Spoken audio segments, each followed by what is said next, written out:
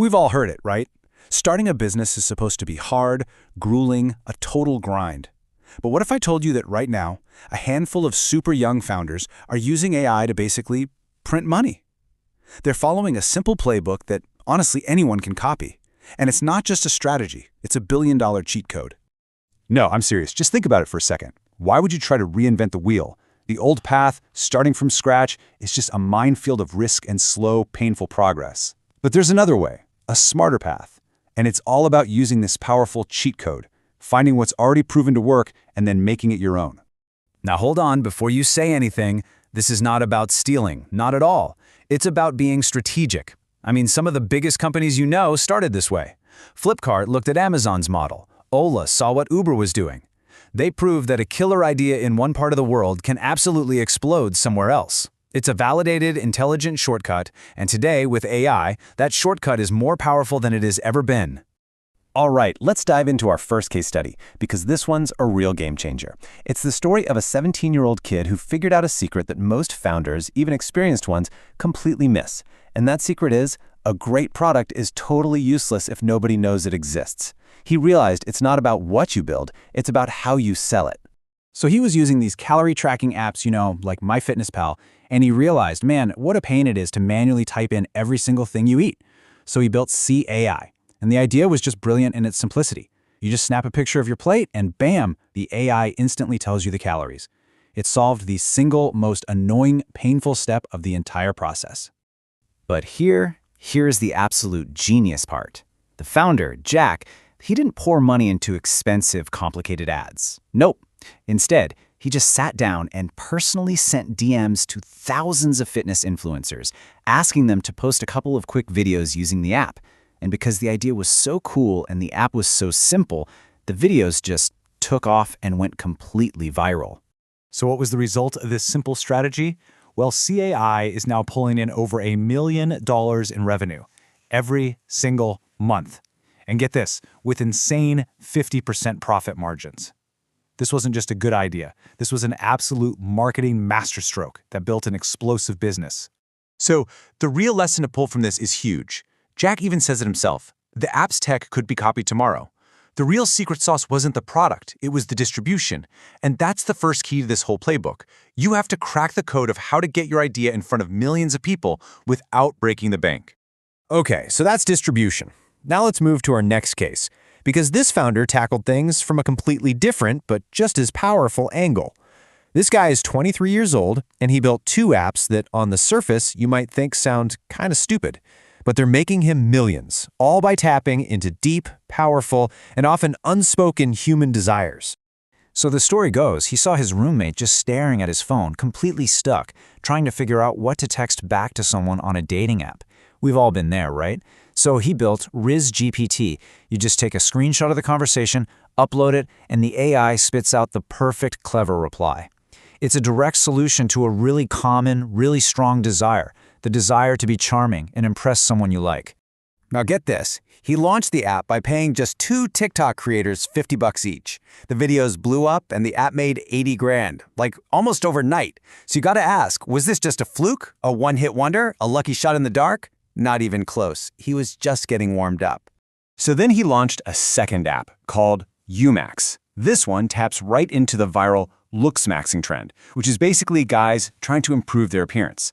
They upload a photo and the AI rates their face and gives them tips. And between these 2 apps that some might call silly, he's now pulling in over $10 million a year.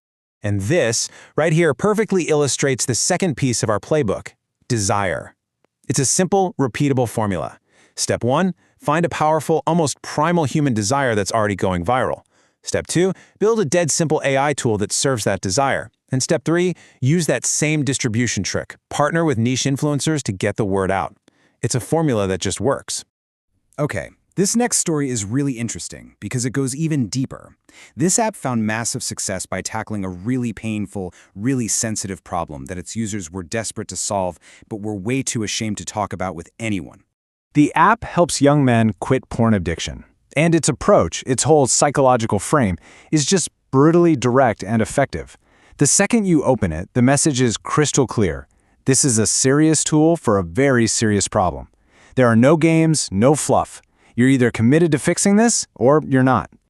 Honestly, the onboarding process is pure genius. It makes you answer 10 to 15 super personal, tough questions. And by the time you're done, you, the user, have basically convinced yourself how big of a problem this really is in your life. And then it hits you with the payment screen. No free trial. The logic is so simple. If you're serious about this, you will pay. If you're not, then this app isn't for you. And did that harsh approach actually work? Oh, you bet it did. The app smashed through $1 million in revenue in just a couple of months. It's definitive proof that when you solve a deep, genuine painkiller of a problem, people are more than ready to pay for the solution right then and there. And that brings us to the third part of our playbook, pain. Your goal is to find a problem that causes real, genuine pain in someone's life. Think about it like this. This app isn't a vitamin, something that's nice to have. No, it's a painkiller, something you feel like you need to solve your problem right now. Okay, last one. For our final case study, let's look at a team that found their winning idea not from some sudden flash of inspiration, but by doing something way simpler. They just listened. They literally found their $1 million idea spelled out for them word for word in a viral tweet. The founders of this app called Jungle were really struggling. They were throwing ideas at the wall and nothing was sticking. And then they saw this tweet just blow up online. Someone was just wishing out loud for an AI tool that could automatically turn their notes or lectures or even videos into flashcards. The market was literally screaming for a solution. Their response was just perfect. They jumped right on the tweet and replied, "We are building it." Then they scrambled, built a quick version of the app in just a few days, and started DMing every single person who had liked or replied to that original tweet. They landed their first 100 paying customers before the product was even finished, all because they just paid attention. But then they hit a roadblock. People would sign up, use the app for a day or two, and then they'd just vanish. Retention was terrible. So they took a page right out of Duolingo's playbook. They added a simple learning tree that grows a little bit every single day you use the app. It's a classic gamification trick to keep people coming back. And the impact of that one little feature, it was staggering. A 70% increase in how long users stuck around. And this is the final, crucial piece of our playbook. Listening. Getting your product out there is just step one.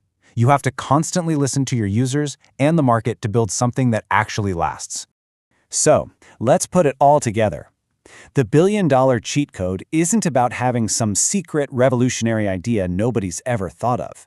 It's about asking 4 simple questions. Distribution. How am I actually going to reach my customers? Desire. What deep-seated human need does my product serve? Pain. Is this a painkiller that people are desperate for? And finally, listening. Has the market already told me exactly what it wants? Look, the tools are here. The playbook is proven. The opportunity has never, ever been this big. These founders have shown us the path. So now, the only question that really matters is the one right there on your screen. What problem will you solve?